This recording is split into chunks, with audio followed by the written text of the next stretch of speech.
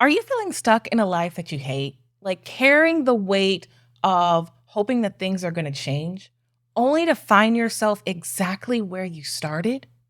Or maybe you're constantly trying to make something work that doesn't seem like it's going to work, or you feel like other people have it easier than you.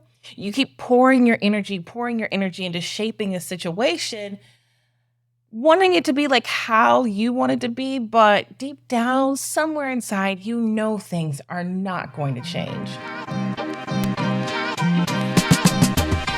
Hello, beautiful souls, and welcome back to another Mindful Monday. That's right. I'm your host, Arika Trimnell, also known as the Mindful Mistress, here to offer us a unique perspective and insights to help us grow spiritually, personally, emotionally, professionally, like all of the E's or leads to that.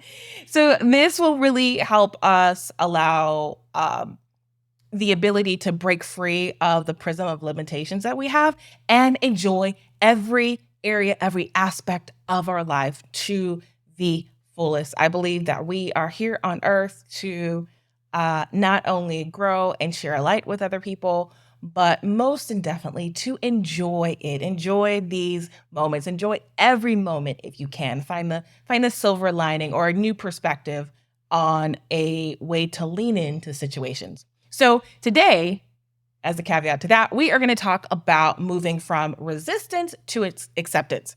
This is a journey that so many of us know all too well, especially me, but especially if we grew up in a household where we had emotionally unavailable parents or parents who maybe were a little unpredictable or a chaotic situation. So it's in this childhood environment or setting that we created patterns in our adulthood where we resist things as they are, hoping that we can make them better or that we can somehow control them into what we wish them to be. So, for example, right, maybe as a child, your parents were divorced or they split up and you wish for something different, right? Or it was chaotic going back and forth from one household to the next, or there was no schedule, or again, you had parents who were not emotionally available because maybe they were at their own bandwidth. What happens in that type of situation is as children, we become the parents. It's called, we become parentif, I can't say it now. Parentified. There we go. Parentified. Or we grow up with the feeling of being responsible for everybody's emotions, right? So placating to people. So you might see people are in your adult life, maybe you suffer for being a people pleaser. This is also another symptom of that because you're placating to other people's emotion because you do not want chaos or you do not want anything crazy to happen. Again, this is when we had to become parents or adults or responsible for other people's feelings. So it's really no surprise that we carry this same type of pressure to fix things, even when it's not our place to fix. If it's not a situation or a person or whatever, you might find yourself in a relationship or attracting a man or a woman where they're a project. You always need to fix them. You always see something wrong. Again, this is another example of being in resistance and not in acceptance. So, in this episode, we're really going to explore why we often resist certain realities and how it could be a trauma response tied to control. And then I'm going to give some 3 mindful steps to help us ease out of resistance into acceptance. Plus, of course, I will share a personal story of how acceptance has helped me and released me from a very draining situation to reclaim my own peace. So let's dive in together and find freedom, shall we? No. um. So I totally needed that breath, anyways. But diving right in. So why do we resist things the way that they are? Like, especially when we know that they are not going to change. Resistance is rooted in the survival mechanism that we learn early on. Again, like I say, especially if you grew up with emotionally unavailable or immature caregivers.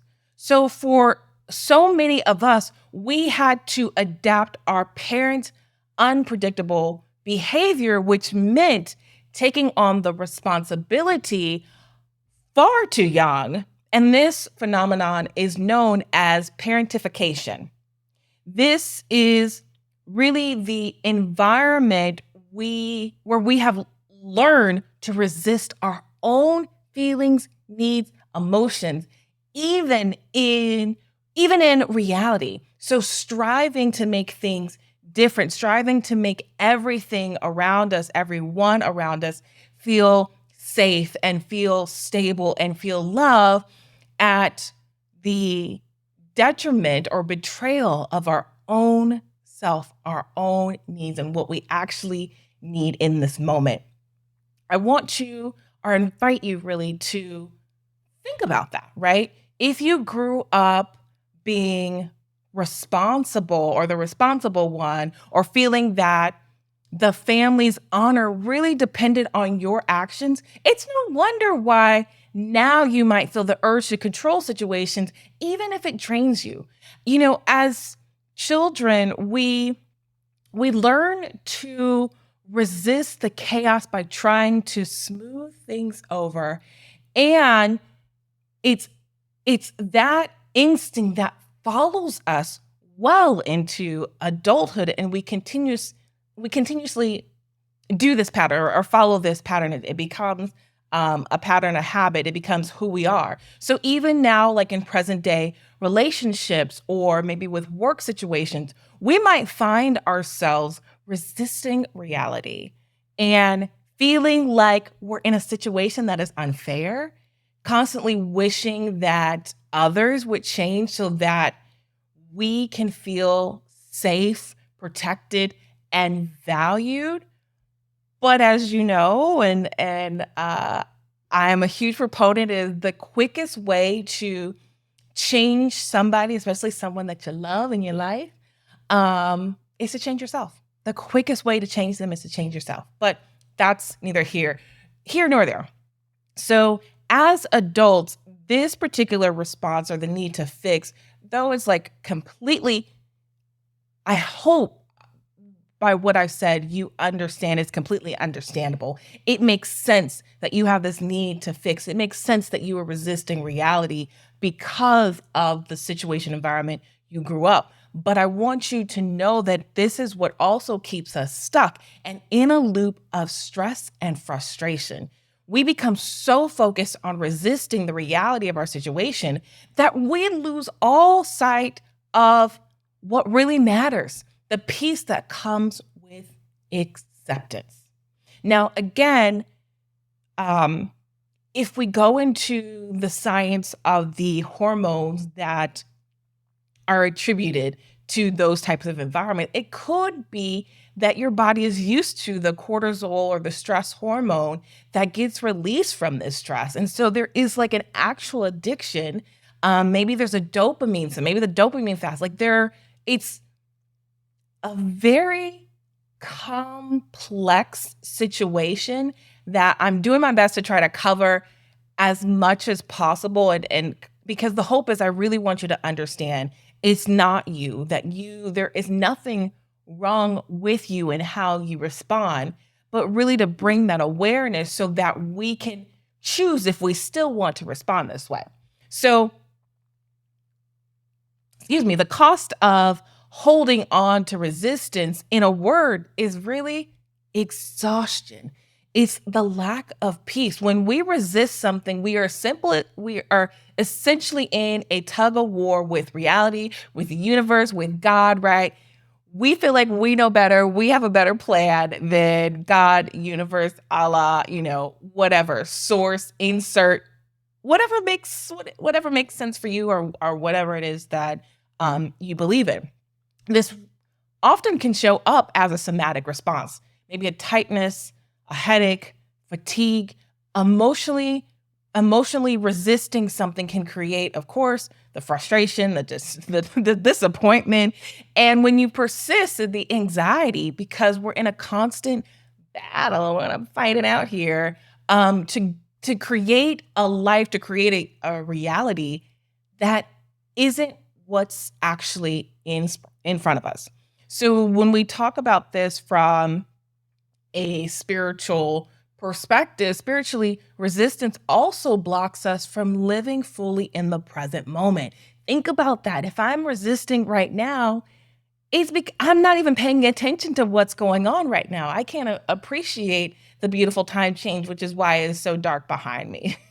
So instead of being able to enjoy what is, we get so caught up in how we want things or how we want them to be, how we wish they are. And that really just drains us. And it fuels the need for control, wanting things to form to an expectation that maybe is not even rooted in reality. Maybe it's not even rooted in our values. When's the last time you checked about what it is you're trying to mold and see if there's still even an alignment there, right? You are resisting the nature of things, trying to create this beautiful, in science, we call it a closed experiment, which doesn't really exist. But anywho, so ultimately, resistance creates this disconnect from source, from ourselves, rather than aligning to the flow of life. We're stuck just trying to push against it, trying to fight against it. So how can we move ourselves gently from resistance to acceptance? Well, one, I hope right now is through awareness, right? Even realizing that this is what's going on behind your actions, your thoughts, all of those things. So hopefully, at least if you've watched to this point, you have an understanding and acceptance of, okay, this is where this is coming from. So in exploring some practical steps, some mindfulness steps in easing from resistance and moving to flow, moving to acceptance and calling that into our lives, I want to or invite you to go through these three steps and being kind and compassionate with yourself, because we are working on deep rooted patterns here. We have created a prism of this, need to control and placate and all of the things because of our formative years, that 0 to 5, were shaped by, again, either emotionally immature, emotionally unavailable, a chaotic environment, all of the things. So when moving from this old way to this new way, I encourage you to be patient with yourself and be gentle as we work on this journey. It's not an easy overnight switch. So the first step, and I talked about it already, is really just recognizing the resistance. Honor where you feel it. Is it in a portion of your body? Do your shoulders hike up, right? Do you feel it in your gut?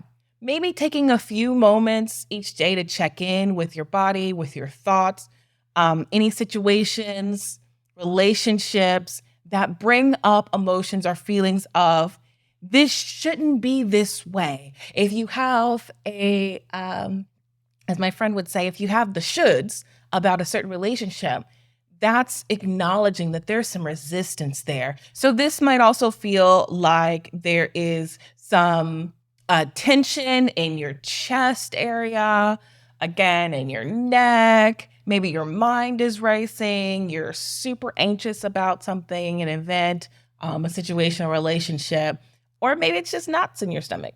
When you're able to recognize and name that you're going through resistance, right? The first step is acknowledging you have a problem. Just remind yourself it's okay. It's all right to be this way, because this is just your survival mechanism. This is your inner child protecting you.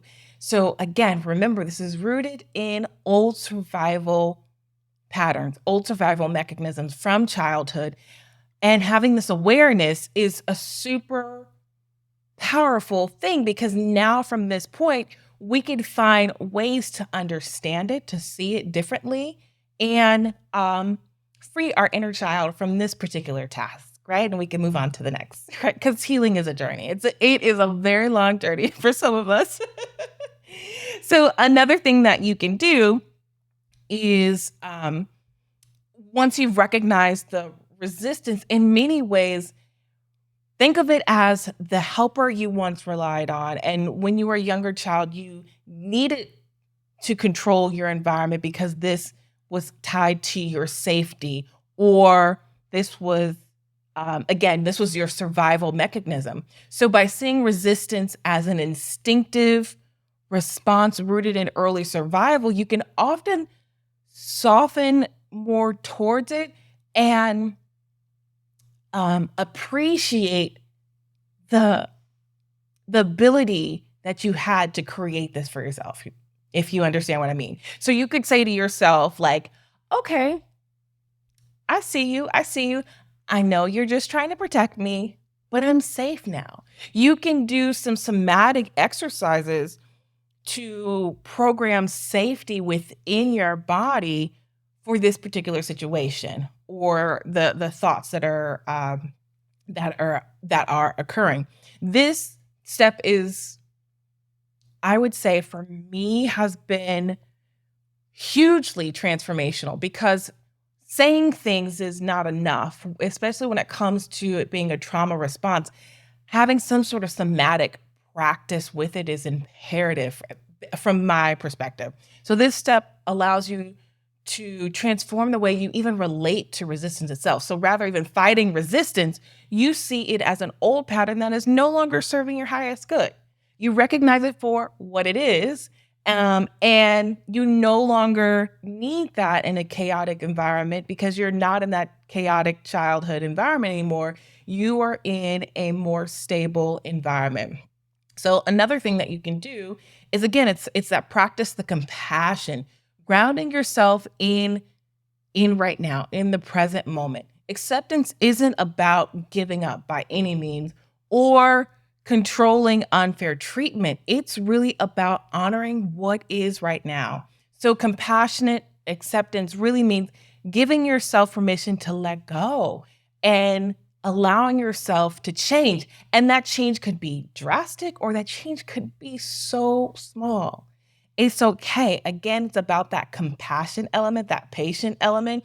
When you start to feel that urge, that familiar urge to resist, pause and remind yourself, I can just let this be just as it is, and that's okay.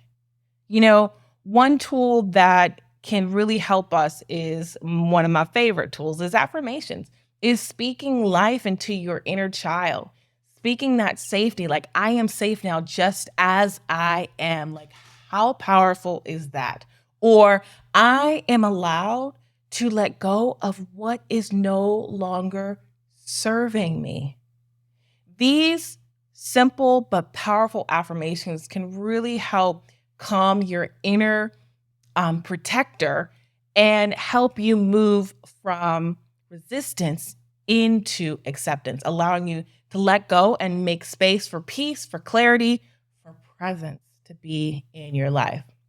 So, as I mentioned, I wanted to also highlight the benefit of moving from resistance to acceptance. So I have, if y'all have been longtime vibers, one of my collections is Your Resistance is killing my vibe. And not too long ago, I found myself in a situation, a draining situation, and I kept bucking it. I really was wanting things to be completely different than the way that they showed up.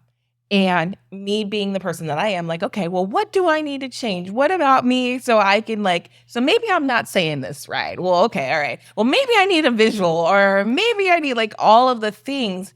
And I kept trying to turn this situation around. I kept trying to, as you will, like, help people see the light. And I was beating my head up against a wall trying to find new ways. That's the beautiful thing about me is I am so persistent. I'm that Aries, right? I'm so persistent and patient with people and situations and happy to try new approaches because I always believe that I can grow. I can totally grow from this situation. And maybe I just haven't approached it the right way. And it took a friend to help me realize and help me kind of get some space and some clarity where I was able to step back and see that no, it's not about me changing my approach. It's not about me making a diagram to help the situation. That this was really stemming from the hurt child. For those of you who know me, my parents are divorced. I can't tell you when, I can't tell you when they actually got divorced. I felt like it felt forever. I remember the back and forth. I remember things being chaotic. I honestly, true transparency, I honestly do not know how my parents were able to spend any time in a room longer than 5 seconds together. It amazed me how I even came here, but that's a whole other story. But I was able to recognize the pattern and the fact that I needed to grow up early. And in growing up early, that meant that I had to placate to both of my parents' needs, right? And in that, I was doing that exact same thing in this situation. And I allowed myself to stop fighting. And instead, I found peace. I found my peace. I focused on what I valued most. And what I valued most meant that I was no longer fighting what was. And I was able to accept it, navigate the situation while honoring my health, my well-being, most importantly, my peace. And not the Medea piece either, if you know what I mean. If you know, you know. But the beauty of moving from resistance to acceptance was, of course, this journey of a deeper understanding of who I am. But we're just no longer pushing things that don't work, that don't fit in our life. And realizing it's okay to step back and get that new perspective, allowing us to be with what is and hold space for what is instead of trying to make things what we want them to be. So, beautiful souls, today we explored the journey moving from resistance to acceptance, especially as it relates to old patterns of childhood. And as a recap, some things to keep in mind, right? First, recognizing that it is resistance. Bringing awareness, bringing light to that shadow that, shows up, right? Then reframing the resistance as the protector, knowing the origins of where the resistance came from, and honoring that beautiful journey. Then lastly, practicing compassion acceptance, where you're able to accept that you were trying to control this. Maybe, again, you were using an affirmation to help your mindset and to help build new neural pathways to acceptance. Remember that this journey is not a passive one, but it's one of making intentional choices when it comes to moving from resistance to acceptance. And each time you lean into that acceptance, you are opening yourself up to healing, to peace, and to deep connection to your inner self. I want to thank you so much for joining me on this beautiful Mindful Monday. If this message resonated with you, please pass it on, like, share, subscribe, do all the things. And always remember to be gentle with yourself on this journey. It is not easy, but that's why we do it together. Until next time, stay mindful, stay open, and, take life as it comes. We're here, like I said, to enjoy it. It's not so serious. Many peace and blessings. Thank you. Bye.